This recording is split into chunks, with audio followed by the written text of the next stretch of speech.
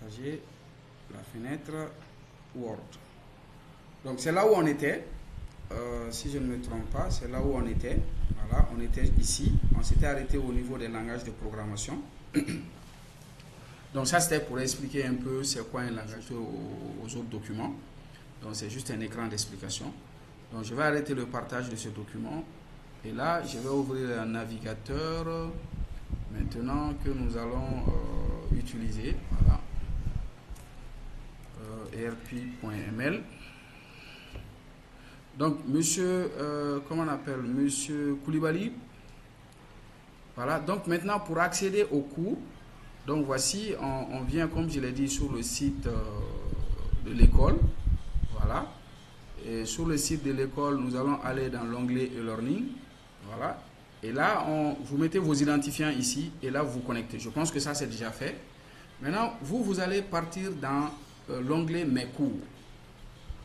Et là, dans l'onglet Mes cours, vous allez voir en bas le cours Initiation à l'algorithmique et à la programmation Python. Donc, c'est ce cours que nous sommes en train de faire. Et là, vous allez cliquer dessus. Et là, on revient, on était sur cette fenêtre-là. Monsieur Zizou. Oui. Ici, c'est écrit bonjour Koulibaly Chaka. Nous vous souhaitons la bienvenue. Comme vous pouvez le voir, votre liste de cours est vide. Ah bon? C'est ce qui est dit? Oui, oui, oui. Bon, attendez, je vais voir ça. Certainement que je ne vous ai pas ajouté à la classe. Donc, je vais faire ça rapidement. Je pense que... Ouais, il y a, c'est vrai, hein, il y a vous et Kader Doumbia et Yacouba Ousmane Maïga. Tout ceci ne va pas été ajouté. Donc, regardez maintenant. Actualisez la fenêtre maintenant. Actualisez la fenêtre.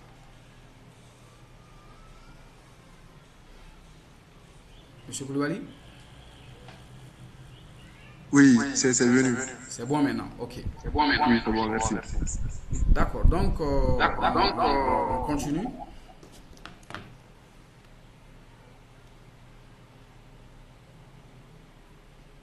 Voilà, on va continuer. Je pense que la réunion est lancée. Ok.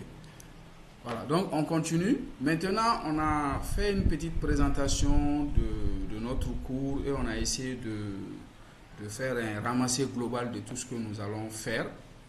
Voilà, donc maintenant je vous ai déjà présenté les documents à télécharger, donc on va aller dans le parcours pédagogique, c'est là où on était, au niveau de la séance 1. Voilà, donc on était à ce niveau, si je me trompe, voilà. Voilà, donc déjà, c'est tout simplement un petit rappel. Au niveau de la séance 1, vous avez tout simplement les objectifs pédagogiques. Comme je l'ai dit, ça nous a permis un peu de comprendre l'informatique, même si on n'a pas tout compris. Je pense que maintenant, on est capable d'expliquer un peu comment est-ce que notre ordinateur fonctionne, même si on ne peut pas rentrer dans tous les détails. On peut tout simplement dire que l'ordinateur ne comprend que le binaire et le système d'exploitation joue un rôle extrêmement important. C'est lui qui joue le rôle d'interprète entre les logiciels et la partie matérielle. Donc les utilisateurs communiquent avec les logiciels communiquent avec le système et le système communique avec l'ordinateur. Donc maintenant, excusez, il y a... Oui, monsieur Kader? Non, Sissoko. Ouais, je pense que vous étiez connecté, mais vous êtes parti, hein?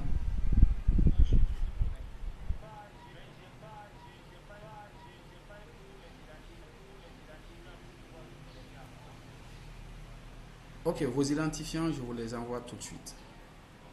Ok. Continuer, donc juste le temps d'envoyer dans 5 minutes, je vais envoyer les identifiants de Doumbia.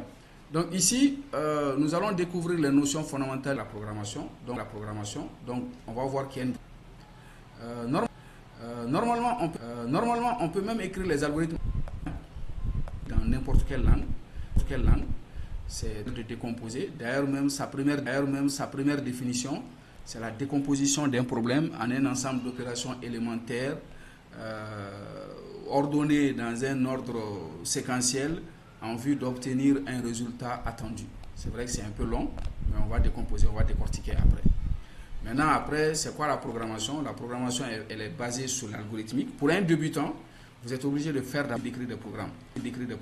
Donc dès que vous voyez le problème, automatiquement directement dans votre tête. Et là, donc ensuite identifier les composants matériels d'un ordinateur, donc on va pas rentrer dans le détail du fonctionnement. Là, je pense qu'on a parlé du rôle, je pense qu'on a différents types de systèmes d'exploitation, et on va introduire le système binaire.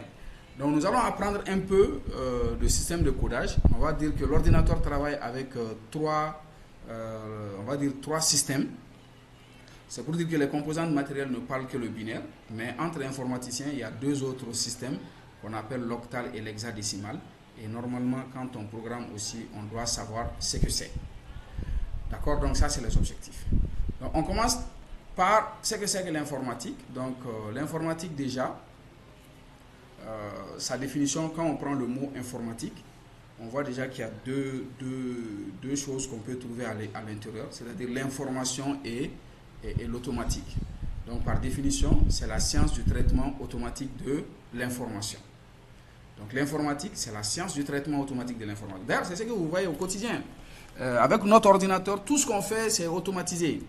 Je consulte ma boîte mail, mes messages sont là, je peux envoyer des messages, je peux les consulter. En fait, tout ce travail-là est automatisé. D'accord?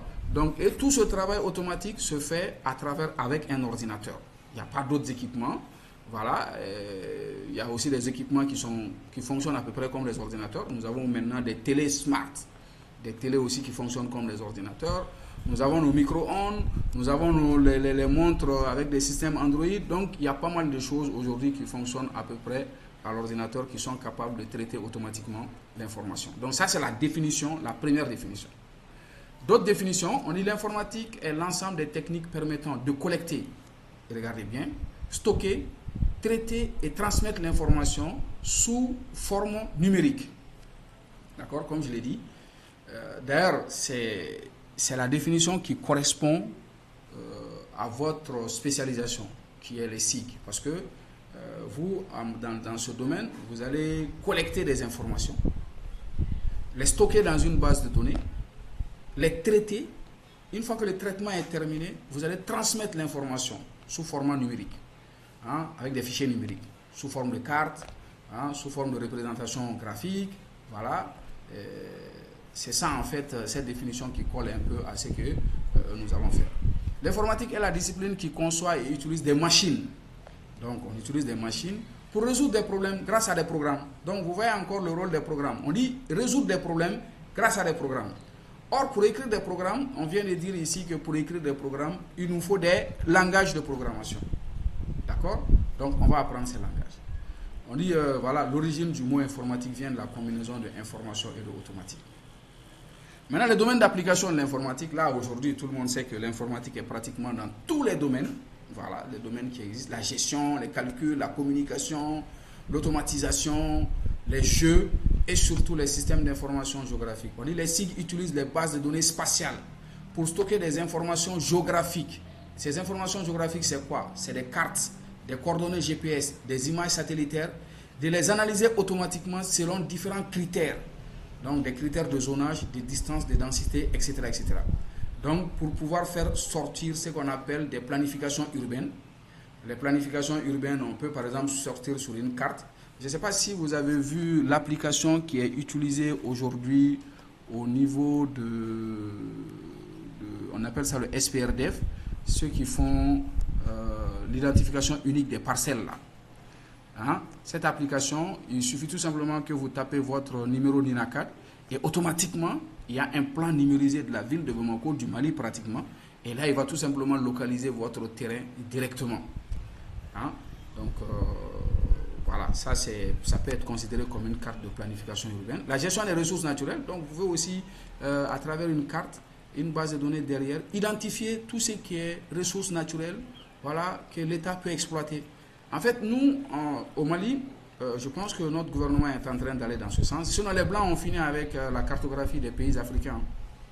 À travers une carte, tout simplement, ils peuvent savoir, non, dans telle zone, il y a beaucoup d'eau. dans telle zone, on peut trouver tel type de plante, dans telle zone, on peut trouver ceci, cela. Donc, tout est numérisé et il y a des grosses bases de données derrière. Donc, nous, on est un peu à la traîne. Si on prend, par exemple, Orange Mali, Orange Mali a une cartographie de tous ses abonnés. Et ils ont une cartographie aussi de tous les boîtes. Par exemple, quand ils établissent les connexions fibre optique, c'est du câble, ils ont des boîtes, des concentrateurs. Donc, ils ont une cartographie de tous les concentrateurs et de qui est lié à tel concentrateur. Comme ça, dès qu'un client appelle pour dire qu'il y a une panne, donc on regarde automatiquement sur quel concentrateur il est lié. Donc, on va dire non, vous avez un problème, non, il n'y a pas de problème. L'EDM aussi a ça. L'EDM a ça. La Somagep, ils ont aussi des départements SIG.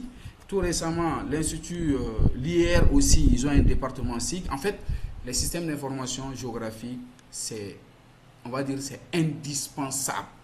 Hein? Dans toutes les entreprises ont besoin de ça. Tous les domaines ont besoin de ça. Par exemple, même nous, plus tard, on a besoin de faire peut-être la cartographie de tous nos étudiants. Dans quelle zone, dans quelle, voilà. Ça permet de savoir dans quelle partie on a plus de personnes pour pouvoir concentrer nos efforts de communication. Des questions avant d'avancer? Des questions?